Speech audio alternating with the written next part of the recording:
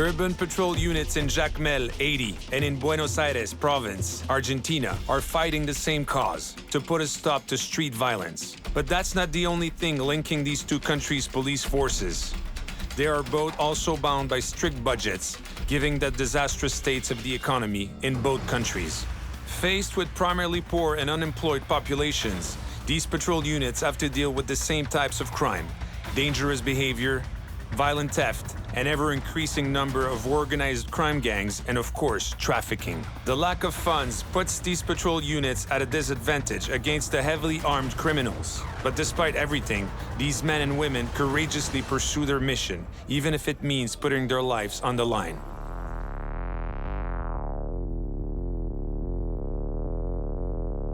Greater Buenos Aires includes Argentina's capital and its surrounding area. That's 13 million inhabitants, over a third of the country's total population. The economic collapse of Argentina in the early 2000s pushed 40% of the country's population into extreme poverty. On the outskirts of Buenos Aires, residential areas border favelas where criminals rank supreme. To address public concerns, the authorities launched a special police unit. Police officer duos like agents Ale Crizzo and Martin Roxel and Rocio Mateo and Pablo Zapata patrol these vulnerable areas day and night. Their mission? Stamp out crime despite limited training and paltry funding.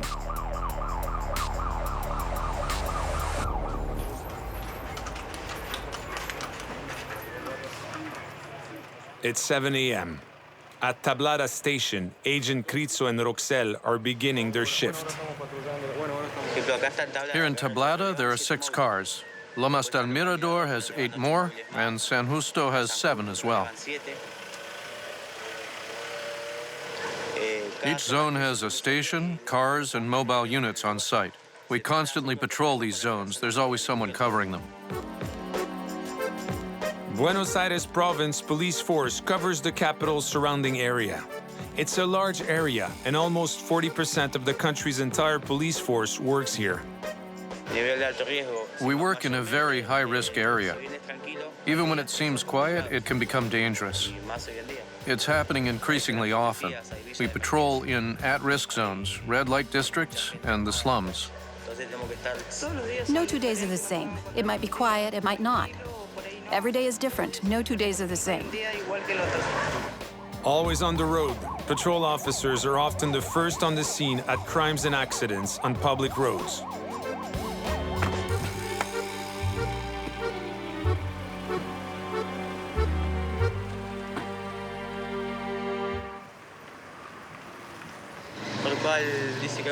We received a 911 call about an accident at the intersection between Mendoza and Santa Maria. The mobile police unit was called out, and when they arrived, there was an injured person. So we've called an ambulance. The ambulance has just arrived, and the injured person will be taken to the San Justo hospital.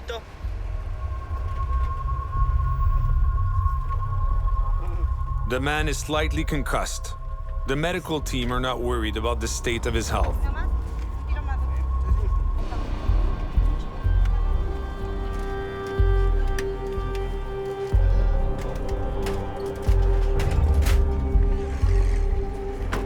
The officers spend most of their time in their vehicles, an essential tool for patrol officers that unfortunately are not always in the best shape.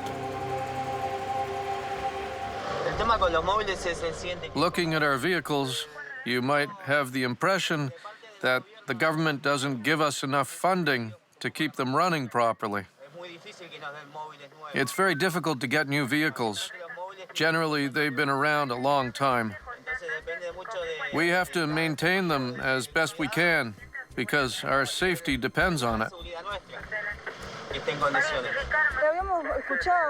We heard that we might be getting new vehicles, but we haven't received any yet. Back at the station, a vehicle has caught the officer's eyes. A car with all the latest kit, a prototype that Ali and Martin could only ever dream of having.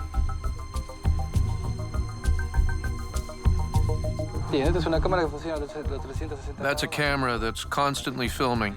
360 degrees. Can we see what it's filming on there? No, these are license plates that it's taken pictures of while moving and while standing still.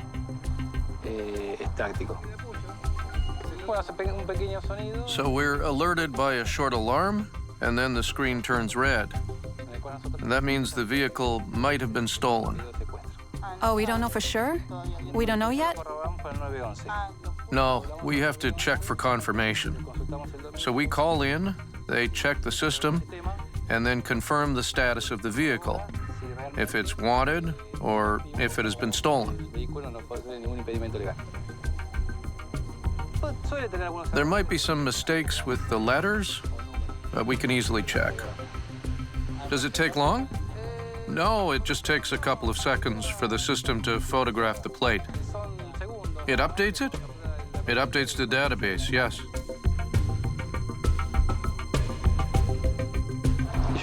I think most of the vehicles will be equipped like this by next year. The officers aren't fooled. The police budget goes first and foremost to the elite units. It's unlikely that the two officers will ever get the chance to drive a vehicle like that.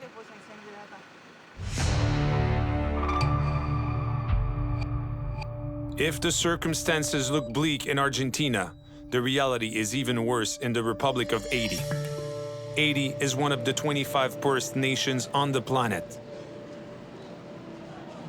Jacmel is the island's cultural capital. The city could have been the country's tourism hotspot. It's got everything. Carnivals and festivals all year long, endless beaches, and preserved forests. But the 2010 earthquake devastated over 80% of the city. Today, the city is slowly coming back to life. The seaside resort has definitely got charm. Some tourists still come here, but the country's economy has been bled dry. Its population is in need of everything.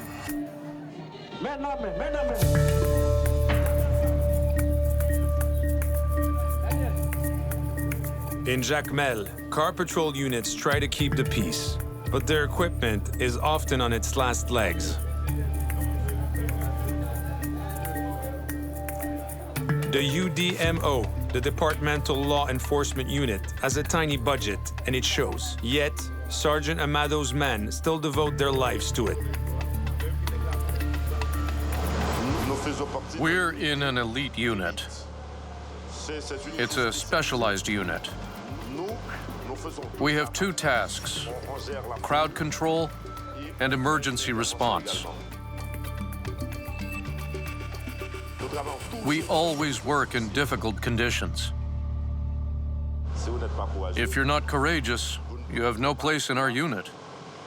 You don't deserve to wear the uniform. Voodoo is the island's predominant religion, and there are celebrations all year long. Throngs of residents line the city streets at every available opportunity to push the reality out of their minds for a short while. But for the UDMO, that's when the problems start. Alcohol abuse can quickly turn the festivities into riots. At Easter, there will be over 5 days of religious celebrations. Crowds will sing and dance in the streets. But the atmosphere is tense at Jacmel Station. The UDMO officers know that the risk level will go up a notch. Patrol officers will have to make their presence known and monitor the city. The story of the Haitian National Police. We find working on certain operations or dealing with certain circumstances difficult because we don't have the equipment we need. Getting geared up, the officers realize how little they have. For the officers, this means taking additional risks. This is so you don't get hit by rocks. It's a RoboCop. It's not a bulletproof vest. That's a helmet. As you can see, it's really in rough shape. There's no visor on this one. We've made requests, but we still haven't received anything. It's really hard for officers to keep peace during violent demonstrations, especially in a country like mine.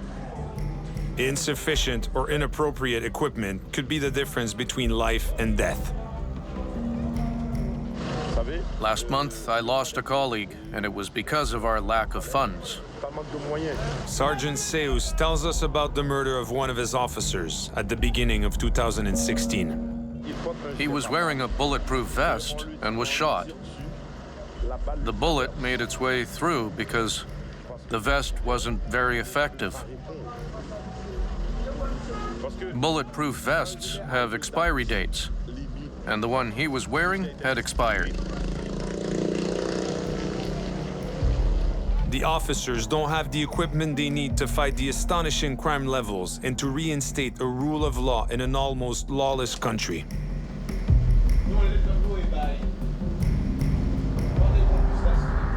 The officers' arsenal is made up of 12 caliber rifles, Cougar tear gas grenade launchers, 3 machine guns, and a few outdated handguns. There are nowhere near enough weapons for the UDMO's 125 officers. Their vehicles bear the marks of their last mission and attest to the violence these officers face.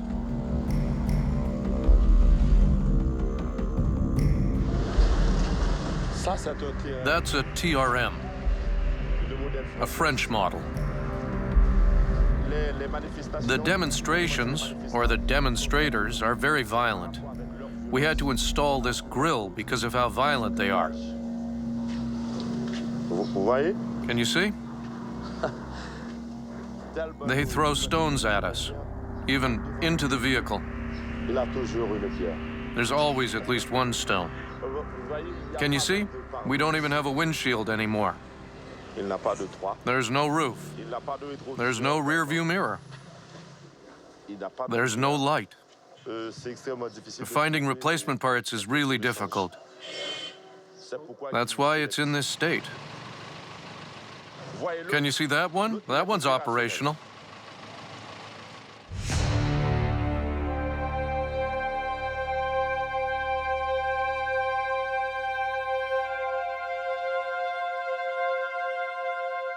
Back in Argentina, agents Mateo and Zapata have been on patrol for 2 hours. On the schedule today, patrolling Buenos Aires wholesale market. Here, agricultural products from around the country and from beyond its borders are sold to the city's merchants. The location is an anthill and rife with pickpockets.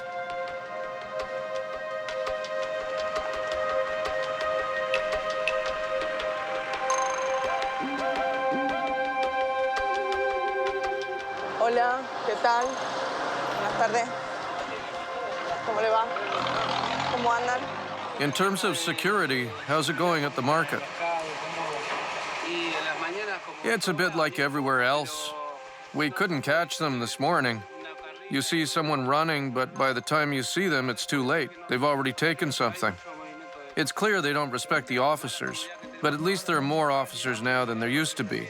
It's safer now, but there are still lots of thefts.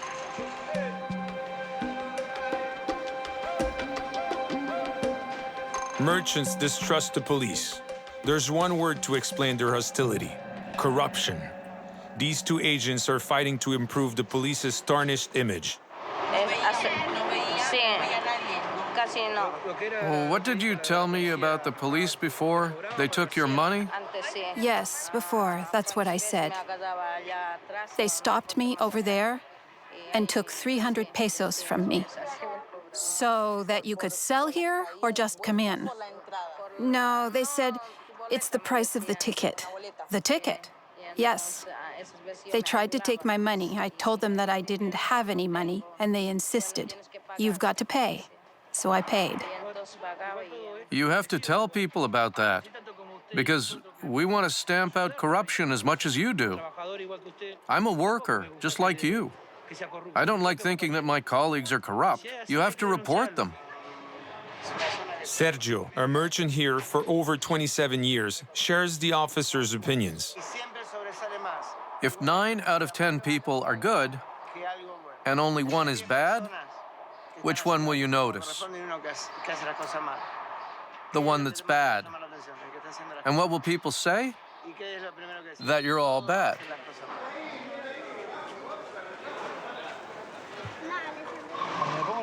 When I'm wearing my uniform, I have a duty to the people because I'm How can I say it? I'm the person that they turn to when they have a problem. Yes, when I've got my uniform on, I have a duty to the people. The atmosphere of distrust is hard for young officers to take. Day after day, they work on rebuilding this lost trust. It's a priority for them. We have to get closer to our neighbors, to the citizens. They might not come to us because they're scared or because they don't want to talk about their problems. They're scared, but when we talk directly with people, that changes. And we need it to change, so that tomorrow I can rest easy knowing that when my son is at school, he's safe. That's not how I feel now. And with my job, I have a first-hand view of what it's really like. Rocio and Pablo's patrol has come to an end. As night falls over the city, crime doubles. CCTV records violent theft all over the city. Each time, we see armed and determined criminals.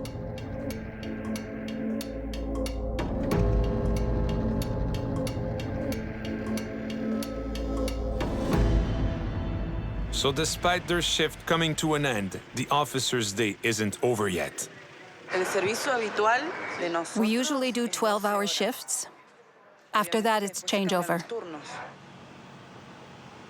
In fact, underpaid, Rocio and Pablo, like most of their colleagues, also work private security, clocking up to 60 extra hours per month. They can work in their police uniform, but if they do, the government taxes them 10% of their income. We adapt in terms of our financial needs and our lifestyles. Sometimes we have so many bills to pay that we need to complement our police salaries with these extra hours. But we've got families. We can't do too much, so we do what we can. We get a level of satisfaction out of this job because we can help people. When people can't get help from anyone else, they call us and we respond. We chose this life. No one forced us into it. I don't think that you can force someone to do a job. I think that we all enjoy some aspect of it, and that's why we stay on the force. That's why we're here.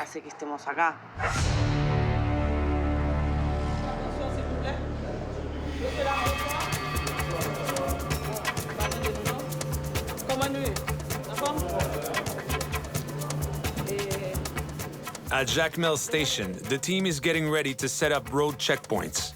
The population will triple during the Easter festivities, so will crime levels. When there's alcohol involved, anything can happen. The tension can peak at any moment.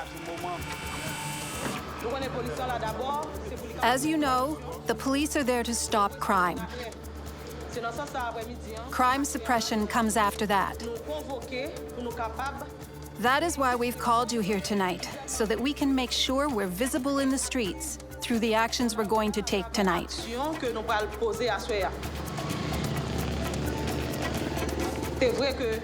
Even though many of us or our families have been victims of crime, we cannot let that affect our work. Work hard, be safe, be vigilant. Thank you.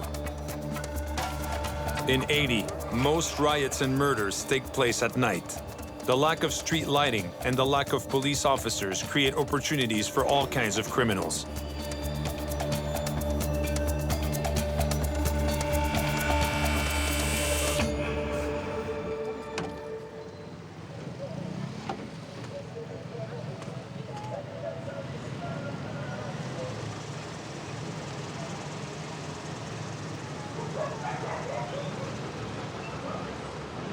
You see, we use the flashlights on our cell phones at work. We don't even have proper flashlights.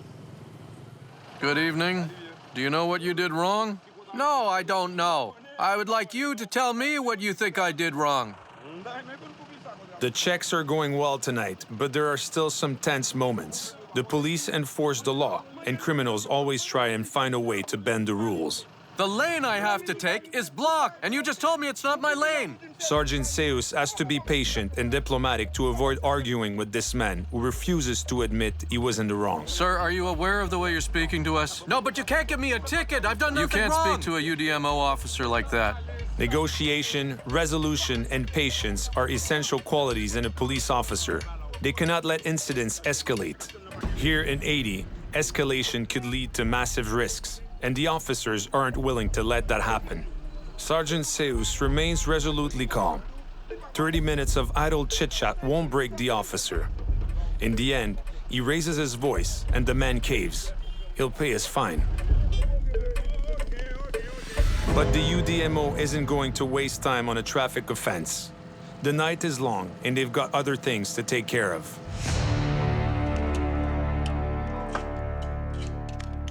Each patrol officer is trained at the Buenos Aires Police Academy. Today, agents Crizzo and Zapata will practice shooting. They find First Lieutenant Recalde, teamed up with Capi. Between them, they've got 50 years of service to the Buenos Aires police. Being in the presence of such experienced officers isn't a luxury, especially in the violent circumstances of this city.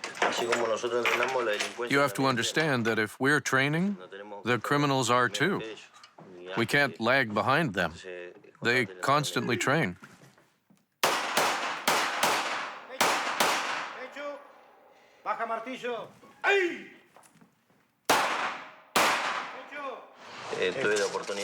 Once, during a patrol, we were shot at with a machine gun. And we only had our 9mm pistols. A pistol's no match for a machine gun.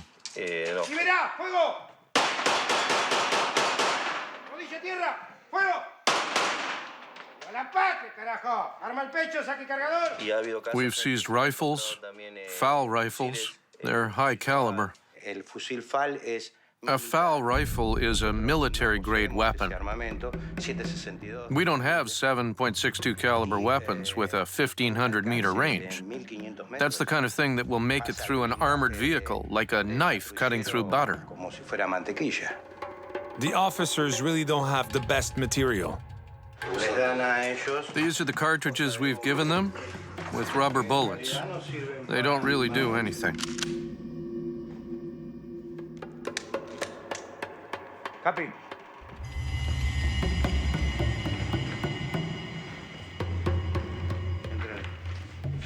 Está cargada, está cargada, está cargada, ¿ok? Al centro del pecho, al centro del pecho. Va a ver. Okay, fire on the line. No, ya está, dale. Ahí está. Carga, dale.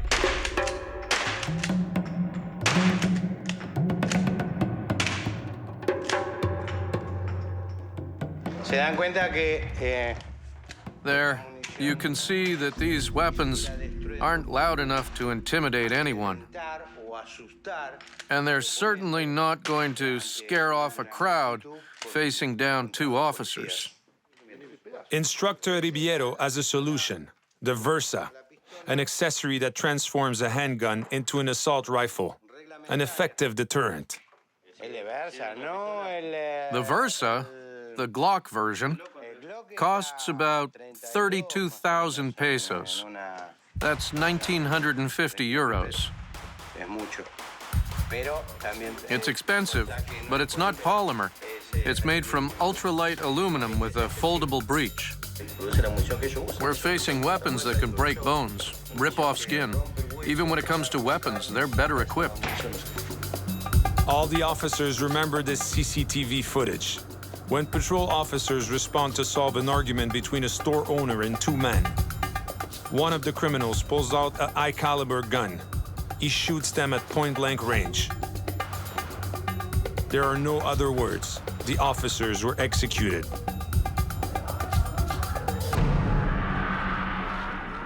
Gangs and other criminals don't think twice about shooting officers. Yet the officers are still determined and devoted to accomplishing their mission.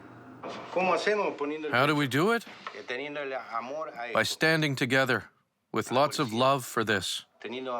Love for the police. Muchos compañeros han caído. Many colleagues have fallen doing their duty Del deber. because of their love and devotion. Y duele ver It hurts. It really hurts to see an officer die. It's not easy because our families wear our uniforms too. When we leave the house, we don't know if we're coming back.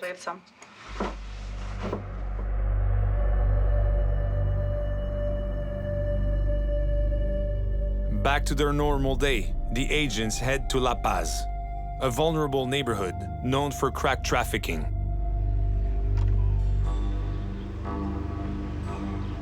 They've only just arrived when a witness reports a man acting suspiciously. The patrol officers respond immediately.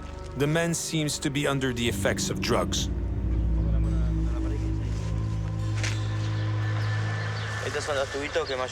These are the little pipes people tend to use to smoke crack or coca paste. They put the paste there and smoke it like this.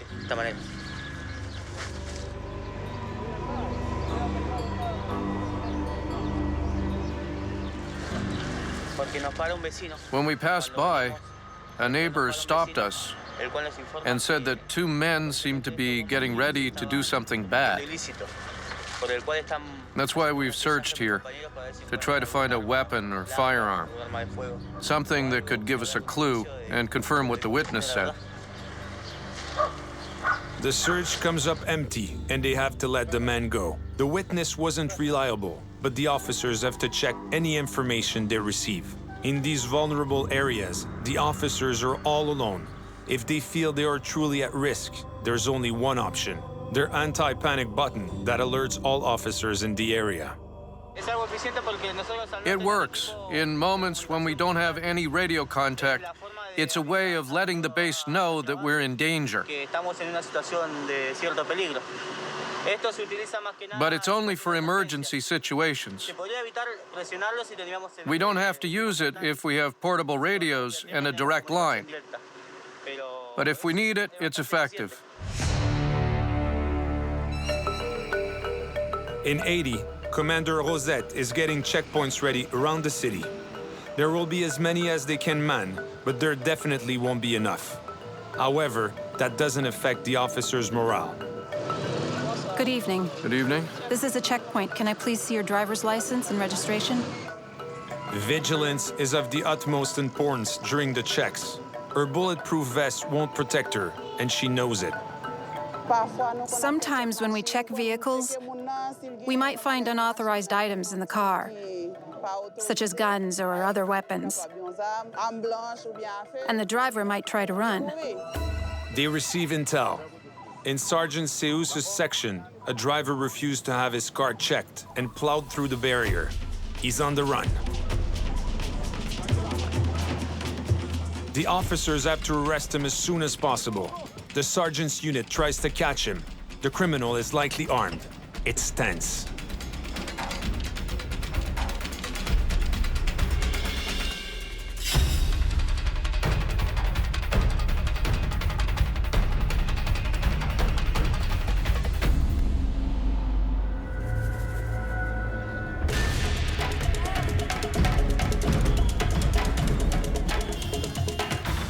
But this car chase will come to a standstill. A parade is blocking the street. There's no way the officers will risk injuring civilians.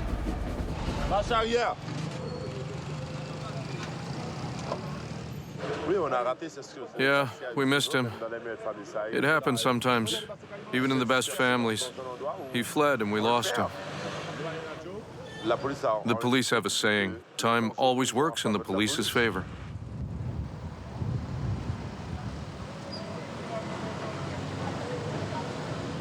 It's sure that some of them know the road. I don't know why he fled. I don't have WhatsApp, I don't have Facebook, I don't have anything at the moment. What happened? All my phones are completely broken. I don't have a phone.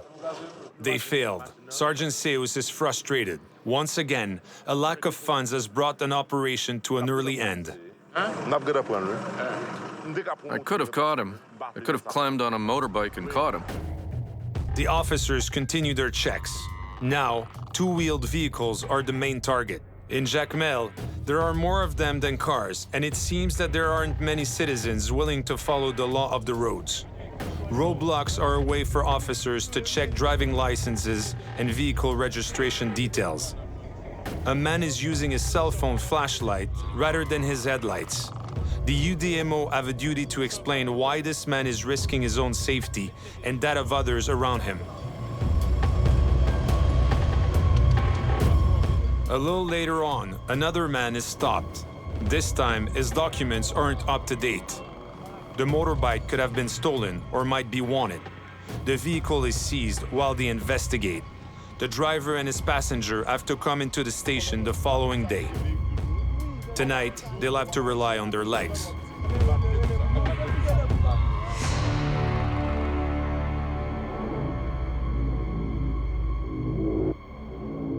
This morning, the police yard is buzzing. The provincial minister of the police has personally come to the station to discuss a cannabis seizure from the day before, Operation Communication. Here you can see the result of an operation led by the province of Buenos Aires police force, by the anti-drug and specialized crime units. The work was carried out in another province, in the province of Corrientes. The drugs come from Paraguay. Trucks were transporting them hidden in a load of lumber destined for consumers in the greater Buenos Aires area. The officers watched the scene with respect and a little bit of envy. Honors and journalists are rarely directed towards the officers in these neighborhoods. This was an undercover operation. They weren't wearing uniforms. They needed intelligence and data. It was a long investigation, the type that can last months, even years.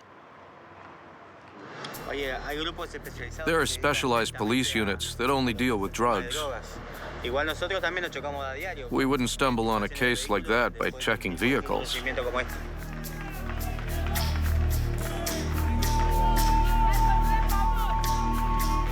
The officers get back to work, tirelessly patrolling the streets. Suddenly, a vehicle catches their attention.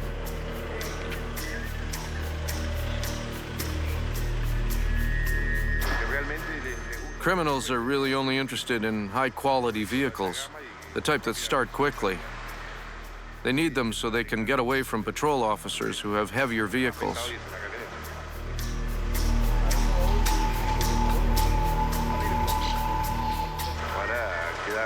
We check them. We search them to make sure they're not carrying weapons. We don't tolerate weapons that could harm police officers. False alarm. The officers end their search.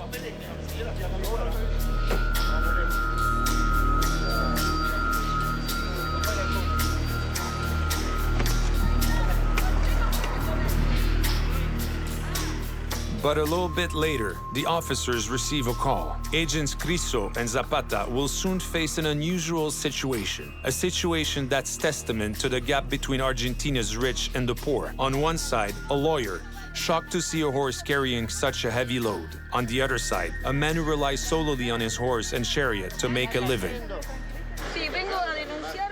I wanted to file a complaint because I was driving past in my car and I saw a man loading his wagon with stones. The horse mustn't work. It mustn't work like this. It's the law. But he's making it carry so many stones. All the horse's documents and permits are up to date at the station. I've been doing this for 24 years. You cannot work with this horse. Why not? Why can't I work with my horse? There are laws that prevent this kind of thing. It's cruel to make animals work this hard. The two officers are perplexed. They're going to have to apply the law, but they don't want to. The woman has the right to file a complaint, and we'll have to take her to the station to start the process. It's the law, and we have to follow it. There are no animal support services and no welfare program for people who need work, and this causes problems. And I don't think dealing with this stuff should be part of our job.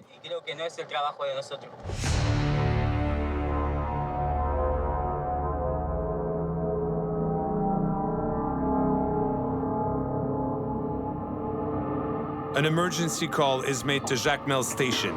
A woman needs help. A man has threatened her life. The patrol unit heads out right away.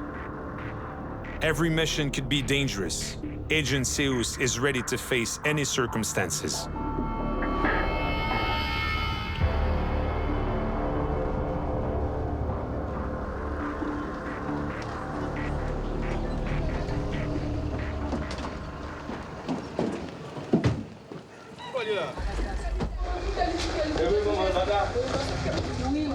That's my mother. He shoved her. No, he didn't really shove me. She's defending him. Where is the man? His house is just there. He said he has weapons and he'll use them. The officers must quickly verify this information. They're on maximum alert. They can't rely on their bulletproof vests. Where is your husband? I don't know.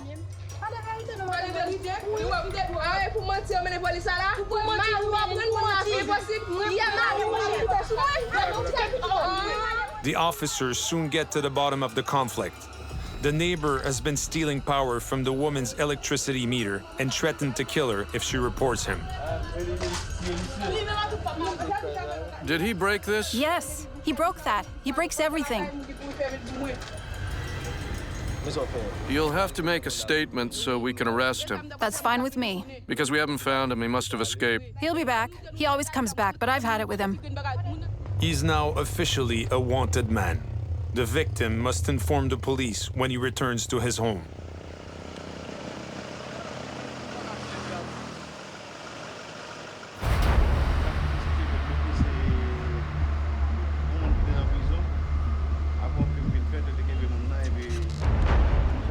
It's going to be a busy day. The unit has only just got back to the station when it gets another call. A group of men have erected a barricade on Marigot Street, over 30 kilometers away from the station. They're vandals. There might be victims. It's a risky operation.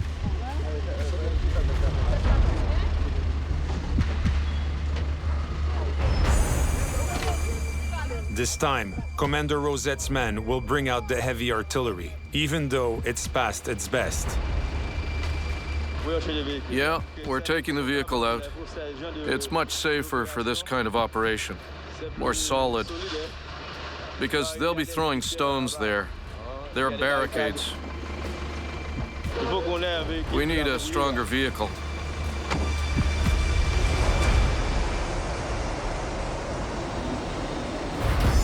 The incident is quite far away. Given the state of the roads, night has already fallen when the officers arrive.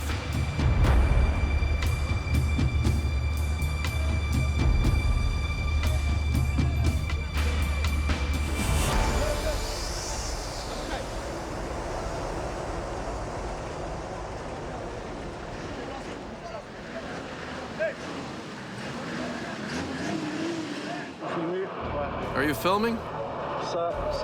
It's not good for them. Be careful. The tension is palpable. The officers order our team to take cover behind the shields. In the distance, demonstrators have blocked the road. The barricade is alight. They've set fire to tires. The reason behind the violence isn't clear, but it seems like a vendetta between two families. It could become very violent.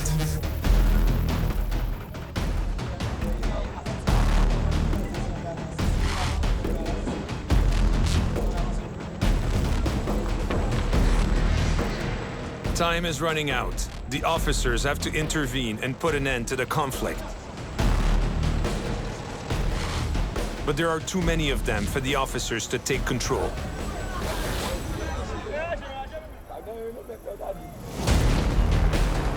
The rioters throw anything they can get their hands on. It's a crisis situation. One of the officers is injured.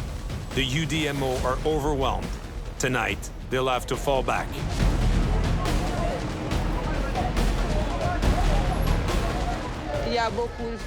There are lots of fires, and they're throwing stones. They're throwing stones and bottles. An officer was injured on his forehead and his nose. He's at the hospital. You went in without being able to see anything? It was coming from both sides? This is what happened. The stones were coming at us from left and right. Coming from both sides. That's right, from both sides. You know what it's like in that part of town. Tonight, we weren't able to intervene, but we'll go back tomorrow morning. Be ready at 6 a.m.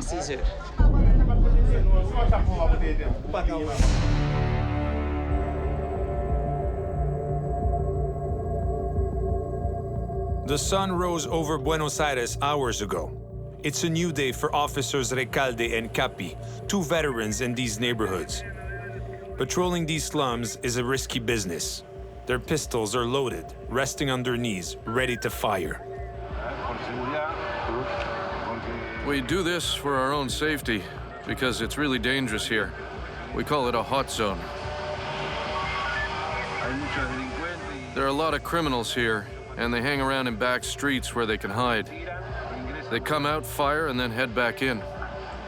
So we have to be vigilant about gunfire. It could come from anywhere, even from some of these building windows.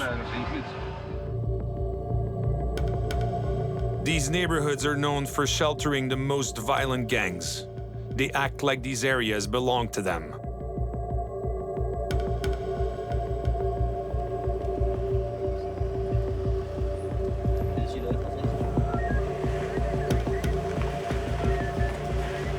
The patrol unit has its sights on a vehicle.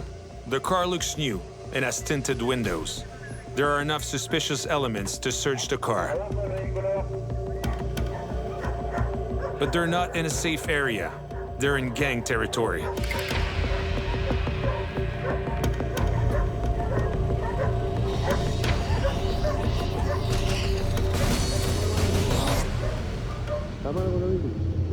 La mano contra el vehículo. Saque la mano del bolsillo, caballero. Ahí está.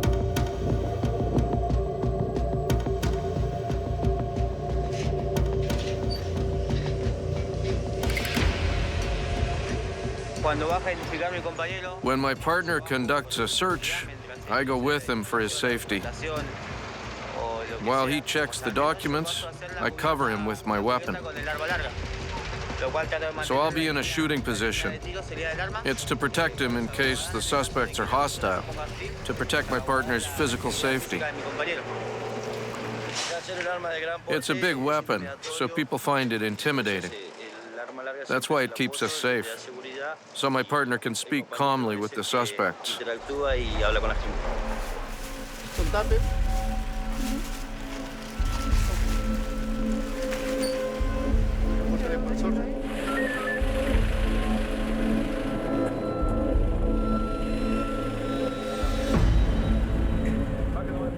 The vehicle's clear.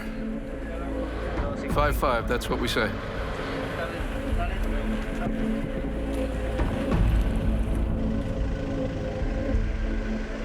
During their shift, the officers face all kinds of crime. Their mission is to enforce the law, but it's sometimes hard for them to forget that they're also parents. Show us what you have on you. Look at the ground in front of you, please. I don't have anything. Do you have any drugs with you? No, I was just lighting a cigarette. I smoke cigarettes. You don't have anything in your pockets? What were you doing?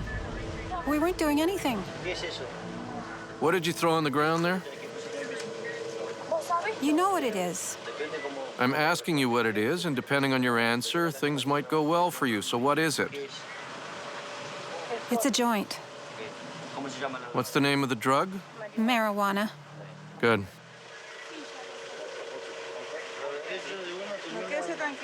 Stay calm. You can see we haven't been rude with you.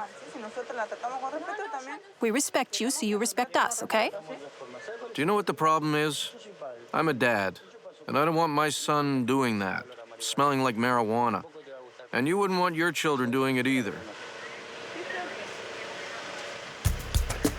Finally, the officers confiscate the drugs and let them go, after reprimanding them. The officers in Buenos Aires' mission is to try and protect children. It's not written in their contract, but it's a priority for them. Unfortunately, it's a thankless task, and Martin wishes it wasn't.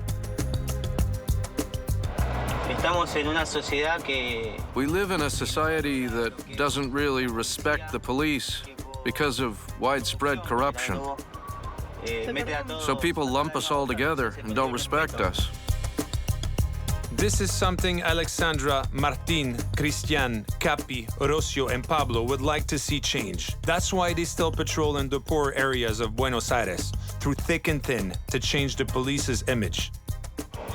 I think we all have a calling in life, and mine is being a police officer. Yo creo que la mía es ser policía.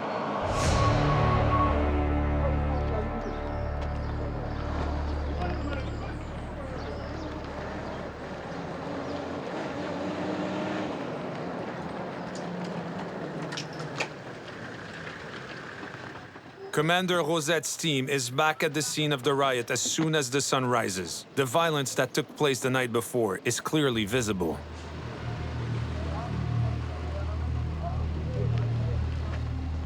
In fact, the officers believe the riot was a diversion.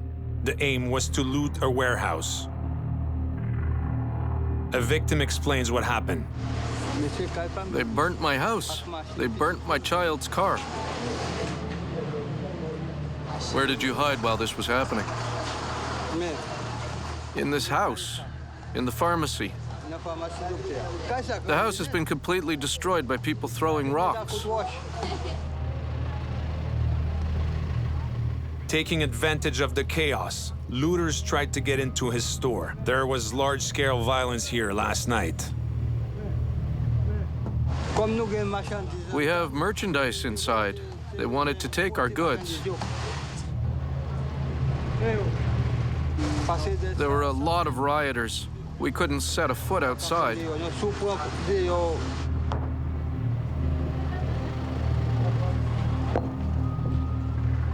The officers have to arrest those responsible, but they're hiding out above, behind rocks. They can't reach them, and there's no way of knowing just how many of them there are.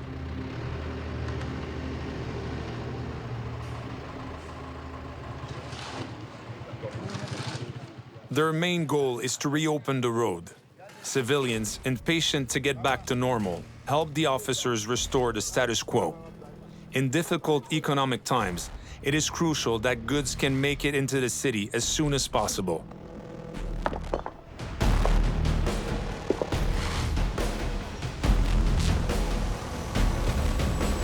The officers try to arrest the rioters again. There are people up there.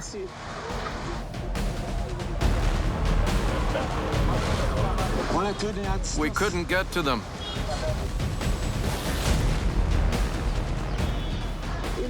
They could throw stones at any time.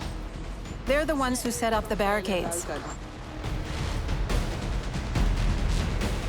Opposite the officers, there are too many rioters, and they could attack them from all angles.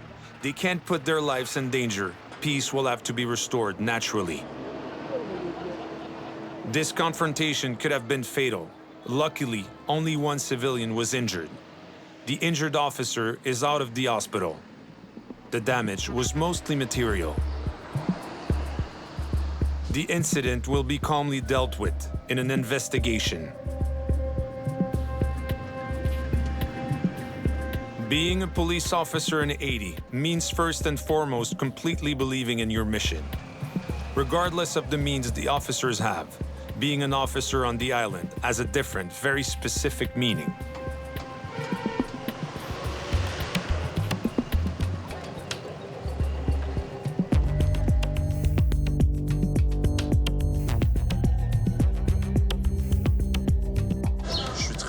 I'm proud to be a police officer. It's a job I really enjoy. Especially in a country like this. I'm very, very proud, but it's frustrating.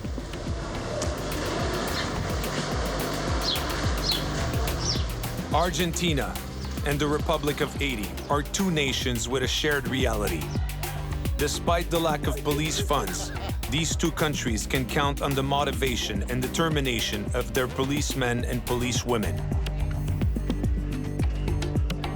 These officers fight on the front lines against crime daily. They chose to take on the risks their jobs pose, a choice that gave them an essential role to play in society. Their mission is to continue, through thick and thin, to ensure a safer future for their citizens.